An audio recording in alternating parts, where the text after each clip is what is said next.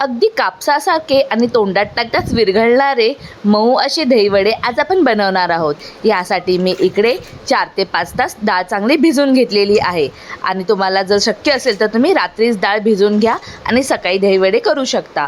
आता इकडे मी पाणी निथळून डाळ वाटून घेतलेली आहे मिक्सरच्या भांड्यातून. आपल्याला एकदम पेस्ट टाईप टेक्स्चर पाहिजे ह्यामध्ये, आणि त्यामध्ये आपल्याला पाणी बिलकुल ॲड करायचे नाही आहे. पाणी ॲड केल्यावर दहीवडे एकदम प्रॉपर होत नाही आपले. मग तिकडे आपल्याला चांगले असे पीठ दळून घ्यायचे आहेत मिक्सरच्या भांड्यातून.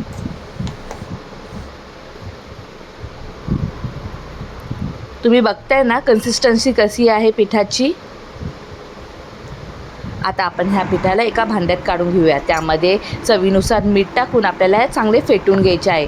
थोडा हात दुखेल पण दहीवडे अगदी सॉफ्ट बनतात असे केल्यावर. एकाच दिशेने आपल्याला हे वड्याचे पीठ चांगले फेटून घ्यायचे आहेत. बघताय ना किती फ्लफी असे माझे बॅटर दिसत आहे. आता आपल्याला काय करायचे, एका भांड्यात थोडे पाणी घेऊन वड्याचे पीठ टाकून बघायचे. हे वड्याचे पीठ वरती तरंगले तर आपले पीठ तयार आहे. चला मग आता इकडे आपल्याला कढई तापत ठेवून त्यामध्ये आपल्याला तेल गरम करून घ्यायचे आहे.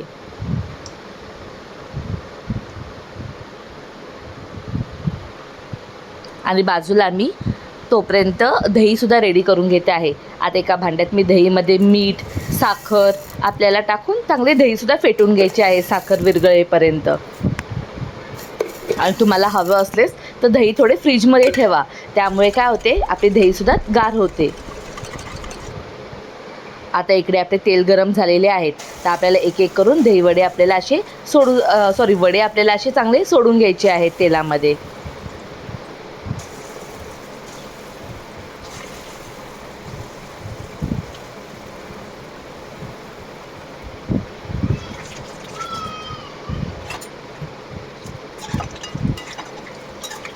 बघताय ना किती छान असा गोल्डन ब्राऊन कलर आलेला आहे वड्यांना. आणि दोन्ही साईडने आपल्याला चांगले तळून घ्यायचे आहेत वडे.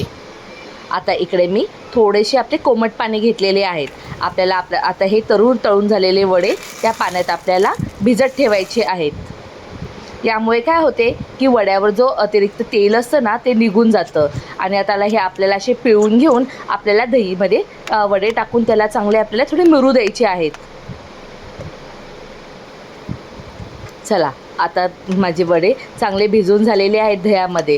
आता मी ह्याला सर्व करते. सर्व करायला ह्यावर आपल्याला दही टाकायची आहे.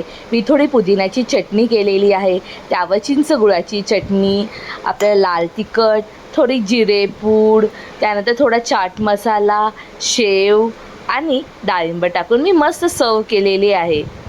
दिसते ना एकदम यमी यमी दहीवडे.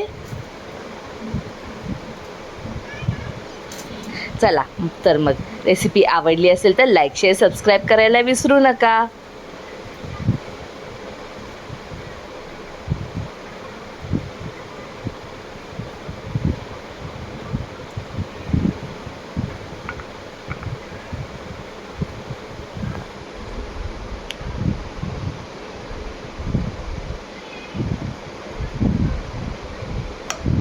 बघताय ना किती ज्युसी आतून आपले वडे आहेत.